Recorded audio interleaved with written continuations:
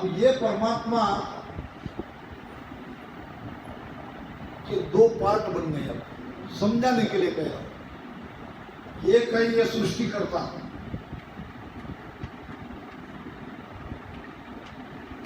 और दूसरा है आनंद। दोनों एक ही है। यहां वो कर्ता की भूमिका में है और यहां वो सस्वरूप आनंद पद की भूमिका में है, और वो है परमात्मा। यही परमात्मा अब अपने आप को देखो, यहां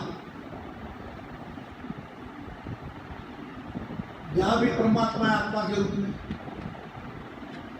है कि नहीं, हमारे अंदर। अब ये बड़ी सृष्टि है, मिनी सृष्टि। ये जो परमात्मा है यहां आत्मा के रूप में है, इसमें कोई फर्क नहीं है। अब यहां ये अगर कर्ता का भाव लिए बैठा है तो वो काल में है, और यहाँ कर्ता पद को हटकर वो अपने आप को कर्ता से अलग मानता है तो आनंद में है। बस सब कुछ यही है। पूरे किसी भी मार्ग में जाओ आपको यही बताया गया। अब थोड़ा अपने आप को, अपनी मिनी सृष्टि पर विचार करो। हम अगर कर्ता भाव में है तो फिर क्या क्या आएगा कर्ता भाव में? कर्ता भाव में माया आ गई, कर्ता भाव में तीन गुण आ गए, चित्तमन बुद्ध अहंकार आ गए, और सब प्रकार के सुख दुख आ गए, माया आ गई। ये सब इसमें ही तो है। माया का सुख लेने की इच्छा हमारे मन में रही तो हम कर्म करते रहेंगे, कर्ता भाव आता रहेगा। हम ही तो सृष्टि रचना कर रहे हैं। वो सृष्टि रचना तो हो गई पहले, अब तो हम ही कर रहे। हमारे द्वारा तो एक से एक शरीर पैदा हो रहा है, तो हम ही तो करता है अभी। तो ये जब तक इच्छा हमारे अंदर है तब तक हम भूल काल में हैं। थोड़ा मैं इसको आपको अलग तरह के समझाने की कोशिश कर रहा हूँ। हमारे अंदर जब तक इच्छा है तब तक हम काल में हैं, और हमारे अंदर की ये इच्छा खत्म हो जाए तो हम सत्स्वरूप आनंद पद में हैं। हम जाएंगे कहीं नहीं। जो यहाँ आ गए थे, यहाँ आने का कारण अगर मिल जाता है तो हम रहेंगे जहाँ है वहाँ अपने स्वरूप में। परमात्मा कहीं जाएगा क्या? कहीं नहीं जाएगा, वो आता जाता नहीं है। मगर उसकी इच्छा से सृष्टि बनी। इसी प्रकार हमारी इच्छा से ये नई नई सृष्टि बनती रहेगी, नए नए शरीर पैदा होते रहेंगे, और ये सब आता है वन काल में, ये कर्ता भाव में। अब हम क्या कर रहे हैं? हम ये माया के चक्कर से, काल के चक्कर से निकलना चाहते हैं। क्योंकि जब तक हमारे अंदर कर्ता भाव है, हमारे अंदर इच्छा है, हम माया के सुख की लालसा है, तब तक हम बार बार जन्मेंगे, बार बार मरेंगे। कर्म होता रहेगा, कर्म भुगतने के लिए आते रहेंगे। तो यह सब मिटाने के लिए ही तो हम हमारा मदद कर रहे हैं। ये चक्कर से हमको निकलना है। हमारी कोई वासना, कोई इच्छा बाकी नहीं रहनी चाहिए। और जैसे जैसे हम एक एक साल से ऊपर ऊपर बढ़ते हैं, हम अपने ये सारे कर्तापन से, माया के सुख से धीरे धीरे धीरे धीरे अलग होते हैं। तो यही परमात्मा का सृष्टिकर्ता पद उनका कहलाता है। यही परमात्मा का जहाँ कर्ता नहीं है मगर आनंद है, वो है सस्वरूप आनंद पद। अब जब कई कई प्रश्न आते हैं बिरसिंह भाई, जैसा आप सोचते हो वैसे मैं भी पहले सोचता था कि सबसे पहले कौन रहा होगा आपके इसमें। जब कुछ भी नहीं था तब कोई तो एक होगा। कौन रहा होगा, उसको क्या कहेंगे आप? परमात्मा ही कहेंगे। जब कुछ भी नहीं था तब परमात्मा ही तो था। अब परमात्मा से फिर होम काल, ये सब चक्कर बनाइए, आप जानते हैं। फिर ये सत्स्वरूप आनंद पद कहाँ था? तो या तो हमको कहना पड़ेगा परमात्मा और सत्स्वरूप आनंद पद दो पद थे, मगर ऐसा हम कहते नहीं है। फिर सत्स्वरूप क्या है? हाँ हाँ, सत्स्वरूप क्या है? ये बराबर है आपकी। अब अगर ये होन काल की व्याख्या आप समझ गए हो तो फिर मैं सत्स्वरूप को आपको समझाता हूँ। नहीं समझे हो तो इस पर और अपन डिटेल में चर्चा करेंगे। परमात्मा का कर्ता पद होन काल है, वैसा ही सत्स्वरूप। और कर्ता पद अगर हमारे अंदर से निकल जाए तो हम सत्स्वरूप में है। महाराज ने क्या कहा है? सत्स्वरूप तो ब्रह्म नहीं, नहीं साहेब नहीं जीव। अभी क्या है, आपको कई तरह से ये आकृतियां निकाल निकाल के समझाया गया, मगर साख नहीं दी है। साख का प्रमाण किस साख के आधार से आप ये कर रहे हो, ये वहां पे बताया नहीं गया। वो जानते होंगे, ऐसी बात नहीं है। मैं आपको साख के साथ समझाता हूँ। गुरु महाराज क्या कहते हैं कि सत स्वरूप तो ब्रह्म नहीं, नहीं सायब नहीं जीव। सत्स्वरूप तो ब्रह्म नहीं और साहेब नहीं और जीव नहीं। सत स्वरूप तो ब्रह्म नहीं, नहीं सायब नहीं जीव। वहां जीवपना नहीं है, वहां ब्रह्म नहीं है। ब्रह्म यानी क्या? सृष्टिकर्ता में सहायक जो है, माया और ब्रह्म से सृष्टि उत्पत्ति होती है, तो वो सत्स्वरूप ब्रह्म भी नहीं है, यानी उत्पत्तिकर्ता का वो सहायक भी नहीं है, सहायक भी नहीं है। सहायक किसको कहते हैं? मालिक को, परमात्मा को, कर्ता पद को। वो कर्ता पद भी नहीं है, वो ब्रह्म नहीं है, वो जीव नहीं। जीव तो है ही नहीं। फिर ना कुछ नार पुरुष है, ना कुछ यार न पीव। ना कुछ नार पुरुष है, ना कुछ यार न पीव। वहां मेल फीमेल जोड़ा नहीं है, न वो मेल है न फीमेल है, न वो यार है न पीव है। जैसा यहाँ पे पति पत्नी रहते हैं वैसा वो कोई नहीं है। सत्स्वरूप न मेल है न फीमेल है, न यार है न पीव है, न ब्रह्म है न जीव है। फिर क्या है? ना कुछ यार न पीव। देखो महाराज क्या कहते हैं, सत्स्वरूप तो ब्रह्म नहीं, नहीं सहायक नहीं जीव। ना कुछ नार पुरुष है, ना कुछ यारन पीव, ना कुछ यारन पीव। ईशो वो पद हुई।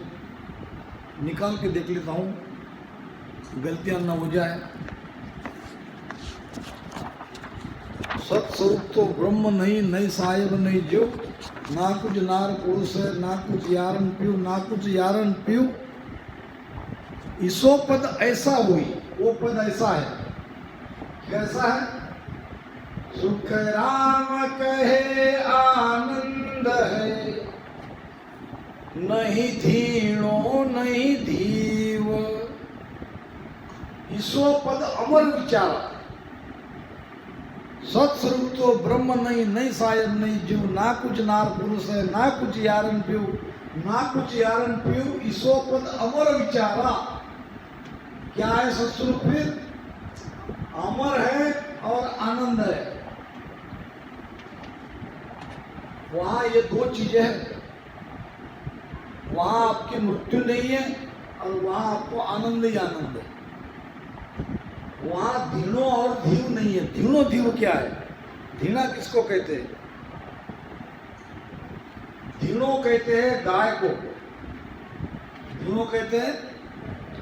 और धीव, धीव घी कहते हैं घी को।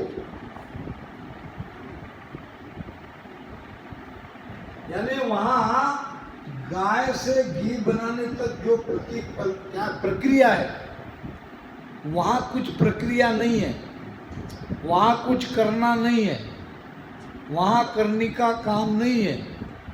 उस पद तक जाने के लिए कर रहे हम, मगर वहां ये कुछ नहीं है। अब यहाँ क्या है? अभी हम सत्स्वरूप में नहीं, अभी हम होन काल में हैं। कहाँ है अभी हम? होन काल में है। तो हमको गाय से दूध की प्रक्रिया करनी पड़ रही है।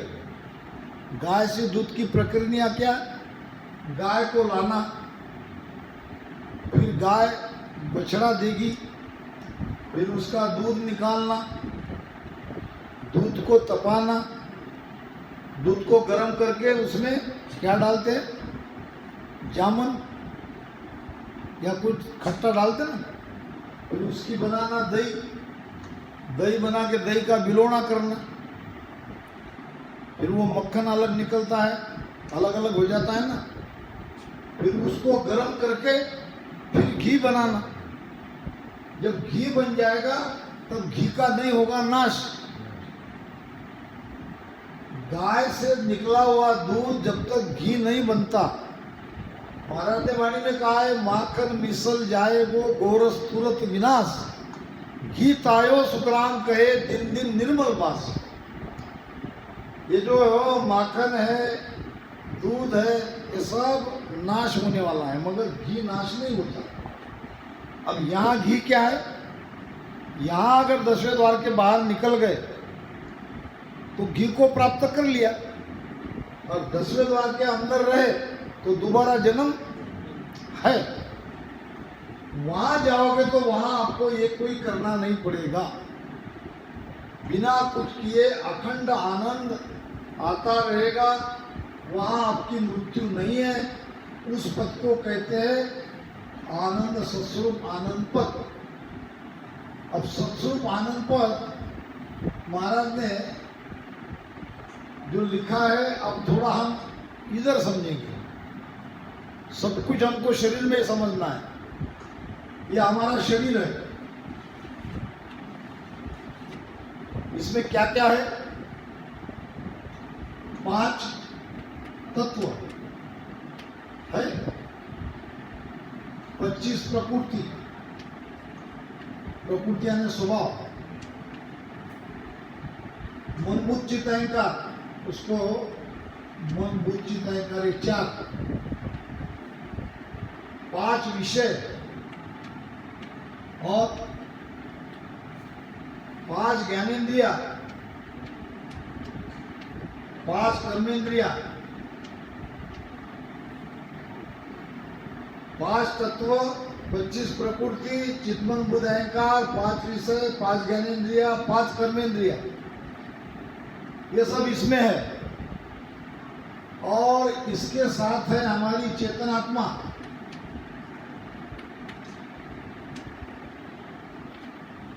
इसमें चेतन आत्मा है कि नहीं? अब ये बताओ, ये आत्मा और ये शरीर, ये श्वासा के आधार से है, यानी ये इंद्रिया या ये संपूर्ण शरीर जब तक श्वास है तब तक काम करती है। श्वास खत्म होने के बाद ये मृत हो जाती है। तो मृत होने के बाद ये सब खत्म हो गया। ये 5 तत्व, 25 प्रकृति, चित्तमन बुद्ध अहंकार, ये कुछ बाकी नहीं रहता है। मगर एक चीज मरती नहीं है, वो है आत्मा। आत्मा की मृत्यु नहीं है, आत्मा नहीं मरती है।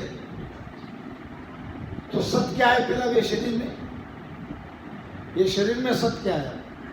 आत्मा ही सत्य है, ये कोई चीज सत्य नहीं है। तो सत्य है आत्मा। अब सत्य है आत्मा, अब ये किसका स्वरूप है? ये हमारा स्वरूप है। हमारा स्वरूप आत्मा है, हमारा स्वरूप शरीर नहीं है। शरीर तो कई बार हम मिल चुका है हमको, दूसरा ये कई बार नष्ट हो चुका है।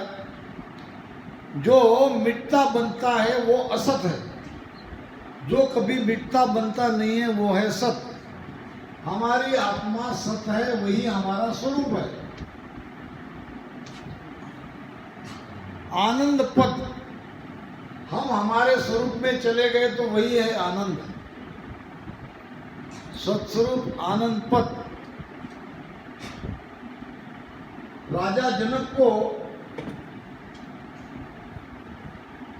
जनक ने अपने गुरु अष्टावक्र को 3 प्रश्न पूछे थे। कौन से? कथ ज्ञानम। कथ म्हणजे कहाँ, ज्ञान कहाँ है? कथ वैराग्य और कथ मुक्ति। यही प्रश्न लगभग आदि अनादि से चले आ रहे हैं। ये 3 चीज अपने गुरु को उन्होंने पूछी। राजा जनक ने उनके गुरु थे अष्टावक्र। हे गुरुदेव, कहाँ ज्ञान है, कहाँ वैराग्य है, कहाँ मुक्ति है? मुक्ति नाम मोक्ष। यानी ये तीनों चीजें मनुष्य को कैसे संभव है, कब जाने पर उनको ये 3 चीज मिलती है, ये प्रश्न था। अष्टावक्र ने क्या कहा अपने शिष्य को? जनक, अगर तुम अपने आप को शरीर के बाहर साक्षी भाव में अपने आत्मा स्वरूप में स्थिर रहते हो, वही यानी ये हमारा शरीर, और यहां से आत्मा निकाल के हम बाहर चले गए। हम अभी जो जी रहे हैं वो शरीर के साथ जी रहे हैं, शरीर के लिए जी रहे हैं। अगर शरीर को छोड़ के हम हमारे साक्षी भाव में हमारे आत्मा स्वरूप में अगर जीना शुरू कर दे, यानी इसकी कोई चिंता नहीं करे, ये हमारा नहीं है, हकीकत यही है, इसके सुख दुख के बारे में न सोचते हुए हम अपने आप को शरीर से अलग माने, मैं अलग हूं और ये शरीर अलग है, ये भाव से अगर हम जीते हैं तो वहीं पर ज्ञान है, वहीं पर मुक्ति है, वहीं पर वैराग्य है। यानी ये तीनों चीजें इकट्ठे अगर हम शरीर से बाहर निकलते हैं, अपने आप को शरीर के बाहर मानते हैं, तो ये सब कुछ वहां पे हमें मिलेगा। अब ये बड़ा मुश्किल है, अपने आप को शरीर के बाहर कुछ देर के लिए रखेंगे, मगर और हम शरीर में आ जाते हैं, क्योंकि आत्मा को ये आदत पड़ चुकी है। तो इसके लिए हमको करनी पड़ रही है साधना, ध्यान, भजन, सुमिरन। अब गुरु के शरण में जाओ, उनसे भेद लो, फिर भेद से भजन सुमिरन करो, फिर नियंचर जगाओ, फिर शरीर के अंदर से मनकनाल से ऊपर जाओ। ये सारी प्रक्रिया करने के बाद होगा यही, उस समय आप अपने आप को अलग जानोगे। शरीर आपको रहेगा, मगर आप हमेशा शरीर के बाहर रहोगे, आपका ध्यान शरीर के बाहर रहेगा, क्योंकि ये सब सदगुरु कृपा से संभव है। अभी हमारा ध्यान कहाँ है? नहीं, अभी यानी क्या है, अभी भजन करते उस समय को नहीं बोल रहा हूँ, जनरल हमारा ध्यान कहाँ है सबका? हाँ, माया में। और बराबर, माया बराबर है। और हमारा ध्यान घर परिवार संसार में है, उसको माया में कहो। सबका ध्यान घर परिवार संसार में है। अच्छा, कहीं बैठ के आपने भजन किया, क्या साधना करी क्या इसकी? नहीं करी, फिर कैसा ध्यान हमारा बराबर चला जाता है? घर की कोई बात नहीं भूलते, घर का कोई काम नहीं भूलते, बराबर हम याद रखते हैं। क्यों? कि हमारा ध्यान बहुत गहरा लगा हुआ है, आदि अनादि से संसार में लगा हुआ है। क्यों लगा है? संगत के कारण। हमने कई युगों से संसार का, माया का संग किया है। माया का बार बार संग करने से अब हमको यही सब सत्य प्रतीत होता है। इसलिए हमारा ध्यान वहां पर चला जाता है 2-3 घंटे के लिए, भले ही हम यहाँ आ जाए, यहाँ से खत्म होते ही गाड़ियां लेके अपने अपने ऐसे ही थोड़ी जा रहे हैं अपने अपने घर पे। हमारा ध्यान है, हमारा ध्यान वहां लगा है। थोड़ी देर से हम वहां से ध्यान हटा के यहाँ ला रहे हैं, ऐसा को थोड़ी देर से हम हमारे वहां लगा हुआ पक्की सुर्ती लगी है, वहां वो पक्की सुर्ती जो लगी है उसको थोड़ी देर से निकालते हैं और यहाँ पर लाते हैं और यहाँ पर थोड़ी लगाते हैं और फिर अपने सत्संग होती ही चले जाते हैं। तो ये कब तक चलेगा? जब तक पूरी की पूरी सुर्ती बाहर नहीं निकल जाती है शरीर से, तब तक ये ऐसे ही चलता रहेगा। धीरे धीरे धीरे धीरे हम अपने स्वरूप की ओर जा रहे हैं। तो ये है सत्स्वरूप आनंद पद। मैंने बहुत सिंपल शब्दों में ये 2 पद समझाने का प्रयास किया कि मनुष्य ये जो है इसके अंदर इच्छा है तो वहां माया है, वहां दुख है, वहां जन्म है, वहां कई प्रकार के झंझट है। अगर यही अपनी इच्छा को मिटा देता है तो उसे आनंद है और वो कभी बंधन में नहीं आएगा। महाराज ने बात बताई है कि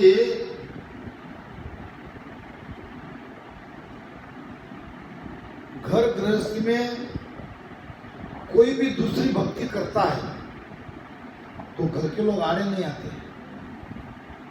कोई अलग अलग मार्ग, कई प्रकार के देवी देवता को पूजता है, 3 लोग की भक्ति करता है, मंदिर जाता है, तो घर के लोग नहीं आते क्योंकि परिवार भी माया है और जिसके पीछे जा रहा है वो भी माया है। माया माया के आड़े नहीं आएगा। मगर जैसे ही हम ये रामस्वरूप बनते हैं, सत्स्वरूप की भक्ति बंद करते हैं, तो बहुत लोग हमें बीच बीच में टोकते हैं, ये क्या करते हो, ये कौन सी भक्ति लाए, कहते कि नहीं? अलग लगती है ना, अलग लगती है तो टोकते हैं। क्यों टोकते हैं? तो ये अलग ही है।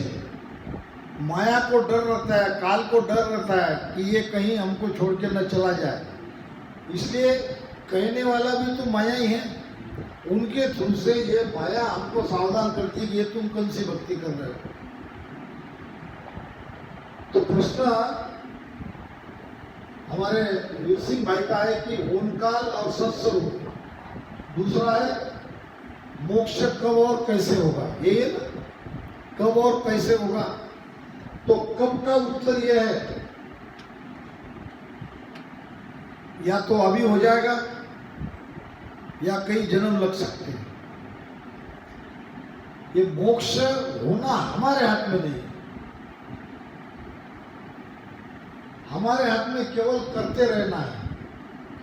मोक्ष में ले जाने वाला कोई और है, वो अधिकार किसी और को दिया है। मोक्ष मुगत का सतगुरु दाता, मोक्ष और मुक्ति का दाता कौन है?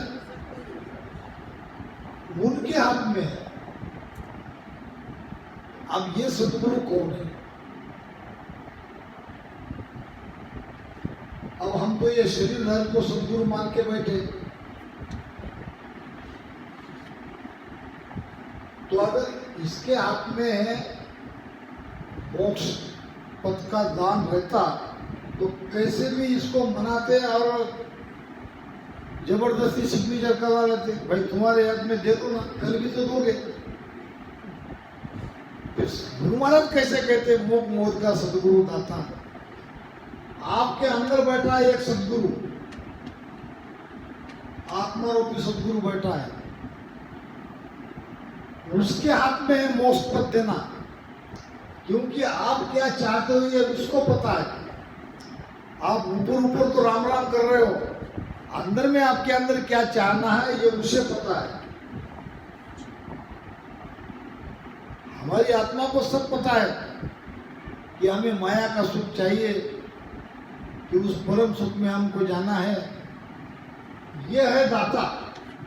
इसको जैसे ही लगेगा कि हमको ये 3 लोक का कोई सुख नहीं चाहिए, तो उसको मोक्ष तो देना ही है।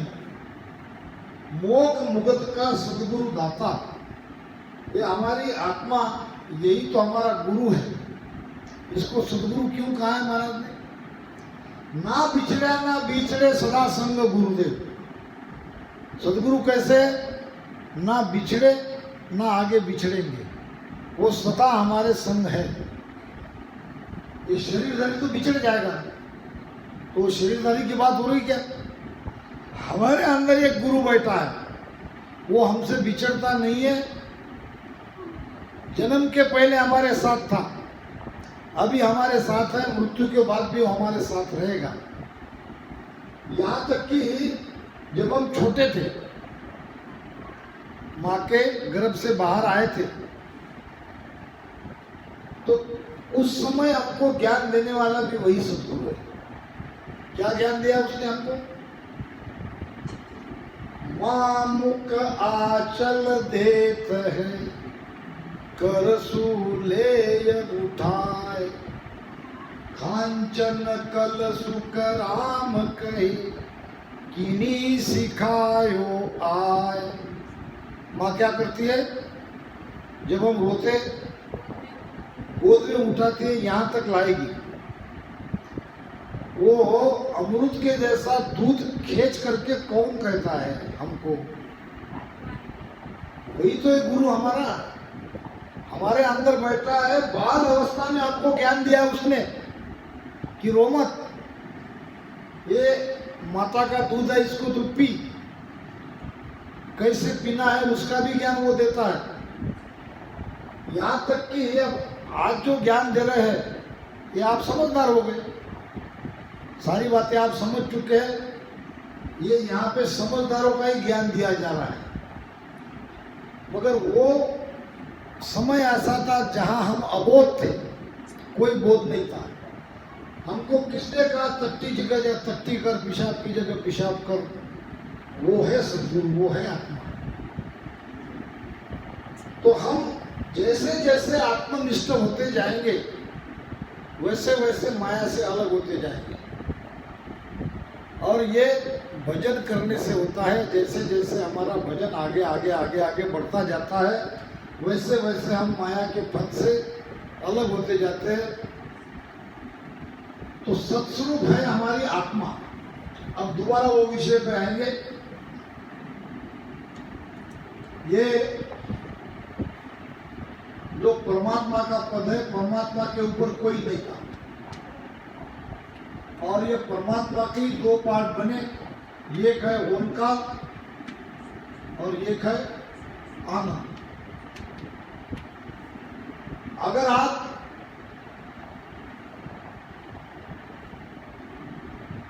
ये संसार से कुछ पाना चाहते हो, कुछ इच्छा रखते हो, कुछ सुख चाहते हो, तो जब तक सुख चाहते हो आप ओंकार में रहोगे, नहीं जाओगे। ये चक्कर से बाहर निकलना है तो आपको इच्छा का त्याग करना पड़ेगा। जोर जबरदस्ती इच्छा छूटी नहीं जाती, ये अपने आप छूटी जाती है। महाराज ने 3 बैराग लिखा है। किसी को जोर जबरदस्ती छोड़ भी दिया तो वो जाके दूसरी जगह अपना परिवार बसा लेगा, क्योंकि अंदर से पकड़ है। बाहर से हम कितना भी क्यों न छोड़े, उससे काम नहीं होगा। भीतर से छूटना चाहिए। भीतर से जब छूटता है, जब वैराग आता है। महाराज कहते हैं, सुख राम ज्ञान बैराग बिन, मूकन पूते कोई, तीमर मद बैराग रे, हद बेहद का होय। अब थोड़ा प्रश्न की तरफ आएंगे। प्रश्न ये लिखा है कि